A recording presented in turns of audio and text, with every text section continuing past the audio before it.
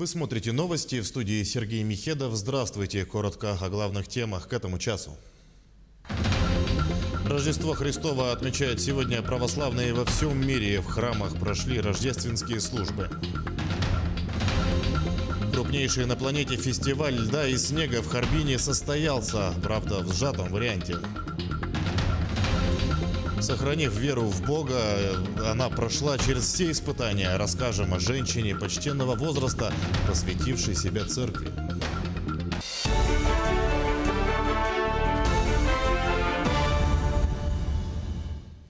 Рождество Христово отмечают сегодня православные христиане. Минувшей ночью президент России принял участие в рождественском богослужении в церкви Николы на Липне, что в Новгородской области.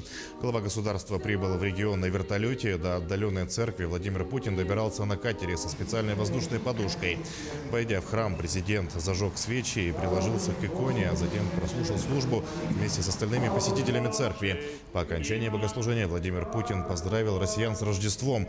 Сообщается также, что президент подарил церкви икону «Господь Вседержитель», изготовленную в мастерских города Щигры в 2017 году. Любовь Господа к человеку заключается не в том, что Он выполняет все наши просьбы и пожелания, а в том, что позволяет молиться за Него и за нас в надежде на лучшее. И эта надежда, а порой и ожидание чуда, и есть та самая звезда, которая освещает наш жизненный путь и поддерживает нас на самых сложных его этапах. С праздником вас, с Рождеством Христовым! Сотни прихожан собрались в ночь сочельника и в Градоякутском Преображенском кафедральном соборе. Здесь также прошла ночная праздничная литургия. К празднику во дворе собора изготовили традиционные ледовые скульптуры по библейским мотивам. Рождественскую службу совершил настоятель Преображенского кафедрального собора иеромонах Никандр. Пандемия коронавируса также внесла свои коррективы и в церковные службы в Якутии. К сожалению, сейчас из-за эпидемии продолжающейся и, в общем, еще непонятно, сколько она будет продолжаться, мы вынуждены прикладывать много мер безопасности. В частности, ночью доступ в старый город, соответственно, к Преображенскому собору, ограничен. Днем, конечно, проще. Рождественские богослужения продолжились сегодня. В Якутске в Преображенском кафедральном соборе прошла праздничная литургия, которую посетил глава республики Айсан Николаев. В храме собралось много верующих якутян. Службу провел архиепископ якутский Еленский Роман. Торжественная рождественская церемония по доброй традиции прошла на 2 государственных языках республики. Глава Якутии в своем обращении к прихожанам выразил уверенность, что новый 21 год станет переломным в борьбе с пандемией. Прошедший год, конечно, был далеко не простым, но я уверен, что вот это Рождество, которое сегодня пришло на нашу землю, оно принесет с собой все-таки чудо. Жить станет лучше. Это море, эта пандемия, она уйдет. И, конечно же, мы все желаем в Рождество, в этот прекрасный, чудесный праздник, здоровья. Я объявил 21 год в Якутии годом здоровья. Здоровья не только физического, но и духовного. Потому что я считаю, что здоровый человек – это человек, который и физически, и духовно здоров. И, конечно же, я очень рад, что с каждым годом в нашем храме на Рождество больше и больше детей. Значит, вера сильна, значит, дети приобщаются. Мы живем ради них. Мы делаем все ради них. И уверен, что и сегодняшнее Рождество принесет этим нашим детям всех чудо, которое явил нам Господь. С праздником, дорогие мои, с Рождеством Христовым. В Хандыге в православной церкви святых апостолов Петра и Павла в рождественский сочельник подготовили сладкие подарки. Их передадут детям из малообеспеченных и многодетных семей, воспитанникам воскресной школы, пациентам Тампонской больницы и медперсоналу, который в этот праздничный день дежурит на посту, рассказывает Мария Винокурова. Традиция дарить подарки на Рождество берет начало от тех даров, которые принесли восточные мудрецы новорожденному младенцу Иисусу. Православной церкви поселка Хандыга «Вкусные подарки» помогают собирать, что называется, всем миром. Сбор средств организуется через призыв в социальных сетях. То есть это вот традиционно мы хотим передать, да, вот радостное праздничное настроение, конечно, в первую очередь деткам, их родителям.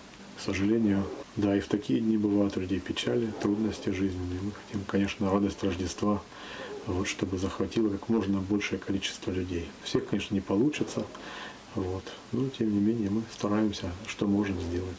Многие спонсоры, зная давние традиции храма, привозят подарки сами. В этом году дорожники ДЭП-135 собрали 55 объемных пакетов со сладостями, часть которых была отправлена детям шахтерского поселка Джибарики-Хая. Получат их ребятишки самого отдаленного оленеводческого села Тополиное. 2 десятка рождественских подарков передала поселковая администрация. В этом году церкви удалось собрать около 170 вкусных коробок. В связи с пандемией подарки в районную больницу и социально-реабилитационный центр для несовершеннолетних «Светлячок» передадут сами сотрудники этих учреждений. Мария Винокурова, Хандыга, Тамбунский район.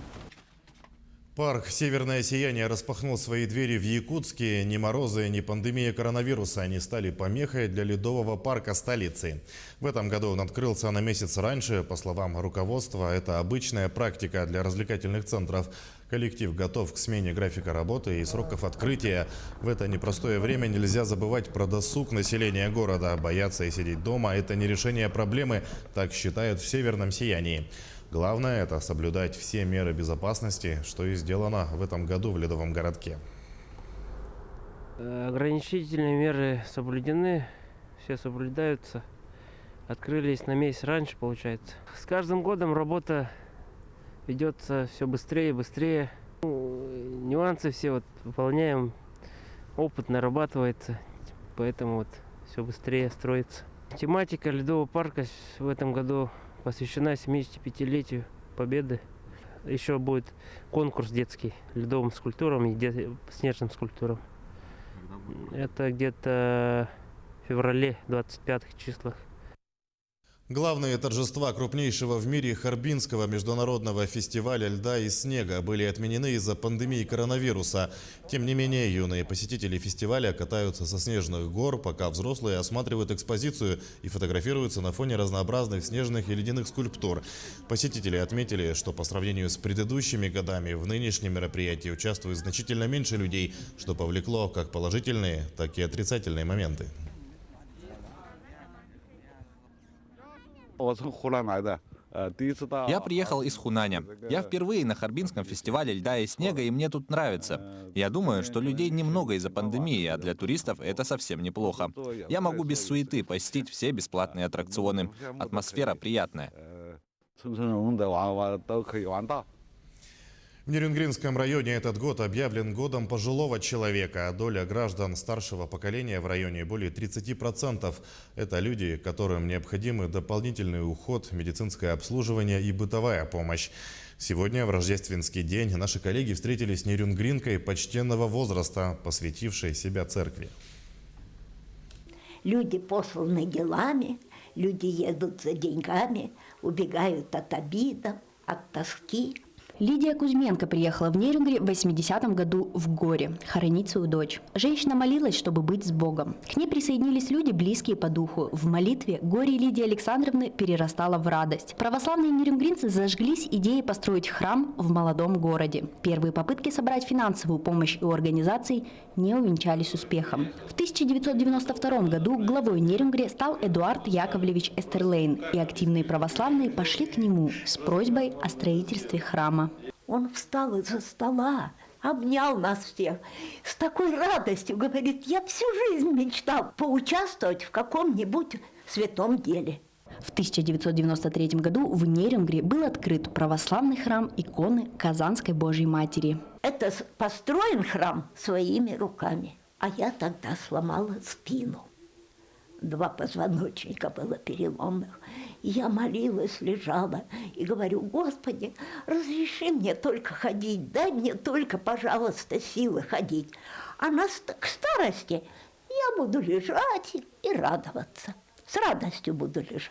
Лидия Александровна была в храме катехизатором, преподавала основы христианской религии и вероучения и обучала в воскресной школе. 15 ее учеников стали священниками. Сегодня 87-летняя Лидия Александровна радуется от хорошо проведенной жизни, наполненной добрыми воспоминаниями. Даже лежу, ко мне каждый день приходят из храма.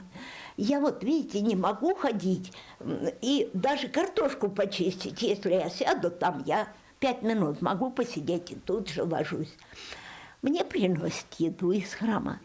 Девочки приходят, даже ребятишки из воскресных школ приходят мне и помогают, и пол помоют, и что-то там сделают, что я могу попросить, там в магазин сходить, в аптеку сходить. Так что живу я с радостью. Старость проявляет то, что накоплено человеком за жизнь. Рядом с добрыми, праведными людьми по-настоящему тепло. В их глазах сияет тихая радость. Старость для них всего лишь дверь к желанной цели, к переходу в вечность. Но у них еще много причин, ради которых стоит жить, извлекать из своих зрелых лет максимум пользы. Посещать храм, собирать и записывать семейную историю, созидать семейное единство, собирая родных вместе. В любом состоянии человек верующий, не теряя веру, живет в радости. Объявление 2021 года в Нерюнгринском районе годом пожилого человека позволит повысить значимость данного вопроса и создать положительный общественный резонанс, поставить в центр внимания интересы малообеспеченных пожилых граждан, одиноких пенсионеров и инвалидов пожилого возраста, вопросы оказания им материальной, социально-бытовой и других видов помощи. Екатерина Павлова, Сергей Козюра, Нерюнгри.